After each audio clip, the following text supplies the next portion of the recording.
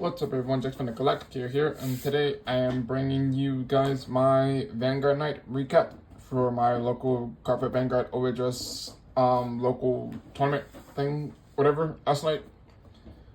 There were like very few of us, but it was still like really crowded and we were kind of like crammed back together, and my tripod kept falling over because thing does not like me when I try to record my games. So I wasn't able to record anything, which kind of sucks. And it's raining as of right now. So I was supposed to leave after recording this video to go to my car shop again and get some games in for both Vanguard and Yu-Gi-Oh! But if the rain continues, I might not be able to go, which kind of sucks because I was kind of looking forward to it. I'm going to go there, record some games, and just have fun. But if the rain continues, I won't be able to go, which kind of sucks to be honest with you. But it's whatever. But yeah, I did play Flagberg last night. I wasn't planning on playing it. I was gonna play Silhouette, but I decided to play Flagberg. And we went 1-2. I lost my last 2 games due to me being dumb. Which kind of sucks, but it's whatever. It was 3 rounds, so it was kind of like I just screwed up and lost out because of that. But that's fine. Yeah, like I said, I did play Flagberg. The deck hasn't really changed much. I will be getting my 2 copies of Inlet Posters within the next 3 weeks. But around the 12th of October, I should be buying my 2 copies of Inlet Posters. So hopefully by the end of October, I should have this deck completed, which is like amazing. So I'll have to borrow my friends. So I want to borrow Inlet Posters, which is kind of cool. Now if I got my own, make fun work on something else. But game 1, I played against Zorga. I think it was Zorga Mask. And that game I was kind of scared of because I've never played Zorga before. And I wasn't sure how the whole Alchemy match was going to work against Flagberg. But I was able to outpressure him by just completely getting to like 5 or 6 attacks for every single turn on my turns, which is super cool. And with also him losing 2 rear guards and the guard strict on Flagberg was kind of just too much for him to deal with, so I won due to that. And I honestly thought that Roaming Prison Dragon was a lot more scary, since I thought it had the power of Skull Dragon, where it would gain 2k power for every card in his drop zone, or at least every order card, but it didn't, and I didn't realize it was only a 5k in the games plus 10k, which kind of sucks. So I didn't realize it was like extremely weak unit, so I was like, I was able to just steamroll it pretty much.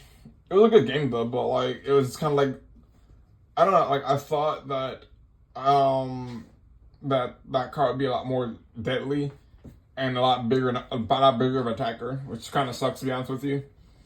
But I won that game. That was fun. I cannot remember for the life of me what I played against game 2. But I remember I lost that game due to me forgetting to, what was it? I took unnecessary damage in the early game, and I thought I didn't have a card in my hand, and I did. So I screwed up by not realizing that I had a Cannon Shelling Dragon in my hand. And that kind of costed me the game because that last attack would have been able to get me over the threshold of dealing line 6 damage. But I screwed that up, so it was kind of my fault. I didn't realize he was in my hand until I passed turn and seen it and kind of wanted to just facepalm myself because I was stupid of me. But it was fine. I lost that game. It was a really close game though, but if I had realized that he was in my hand, I would have won the game 100% sure. Which kind of sucks, to be honest. Like, I'm still mad about that. Game 3, I played against a Dark Stakes deck. I don't remember what the Vanguard was. But he kept wanting to pull grade 3s into the soul so that he can call them out of the soul and also gain power for every grade 3 in the, every, 3 grade 3s in the soul. So if you know what I'm talking about, then you know what I'm talking about. I don't know the name of the card though, off the top of my head. But that was really, that game was very annoying since he kept attacking for really big numbers. And I lost that one due to, one, excuse me, I forgot to put inlet post into the sole when I got to my 4th attack. So I was sorry about that. So I would have had my a sole for my Terranite since I had her on field. I needed a sublust for it to restand, but I forgot to put inlet post into the sole. And I realized it once I passed turn, and he basically retired inlet post immediately. And after that, I kind of struggled to get souls, and I wasn't hitting persona rides.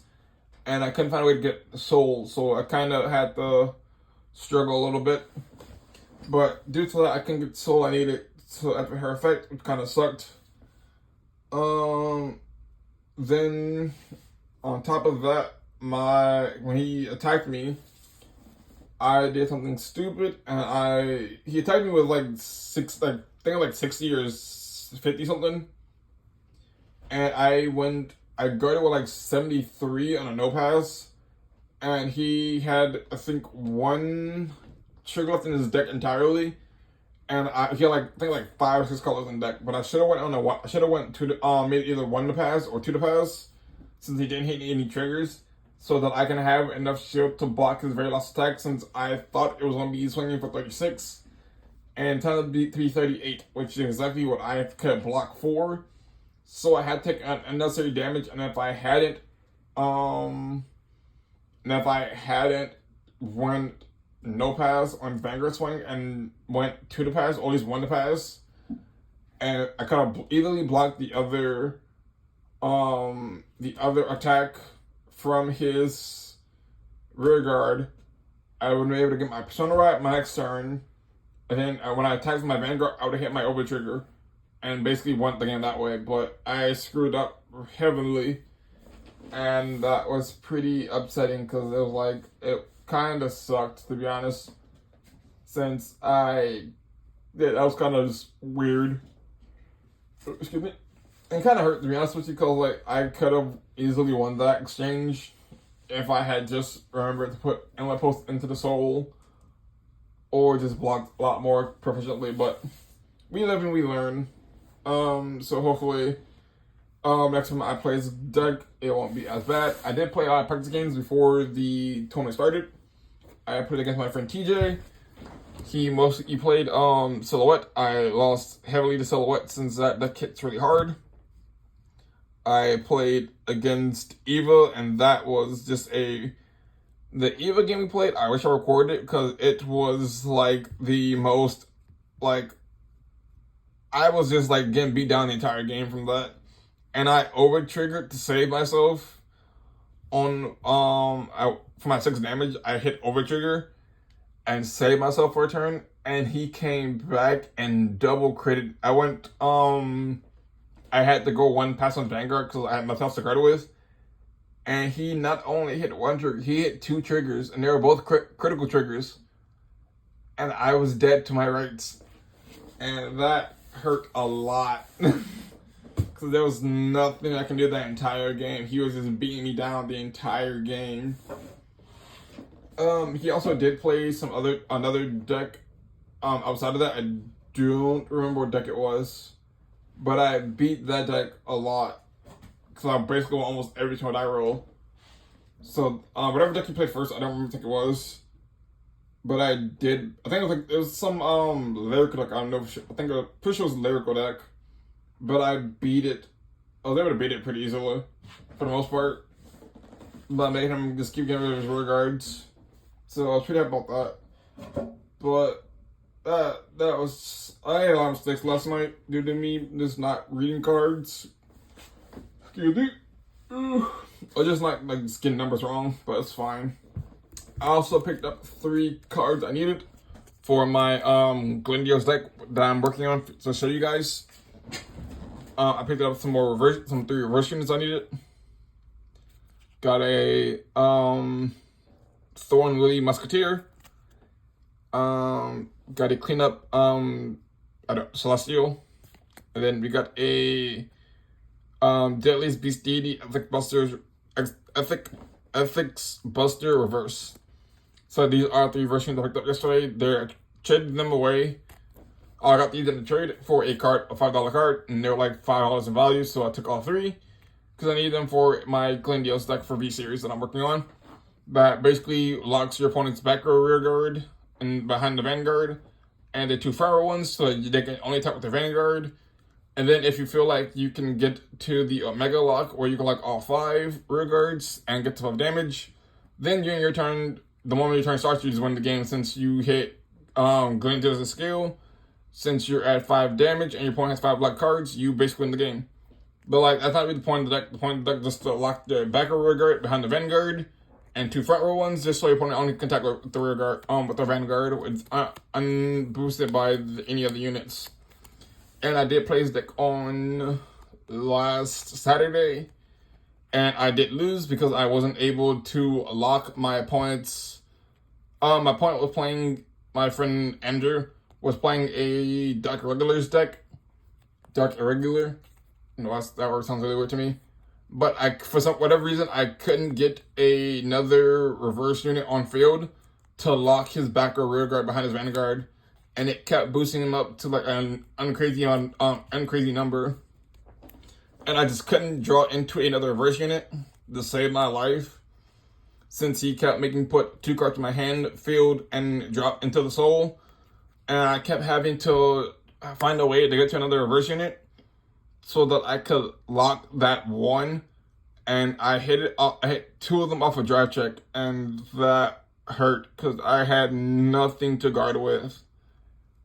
I had like very little to guard with, and if I had seen them at least one that turn before, I would have been able to lock his back or rear guard and basically would have been able to just kind of push him out the game. But it's fine.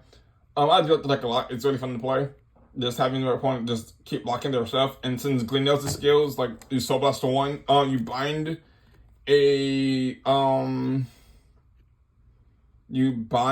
a reverse unit in your drop that doesn't have the same name as the one already bound, and your opponent cannot unlock cards, undelete cards, and counter-charge cards at the end of the next turn, which means that you can, in theory, keep their cards locked forever.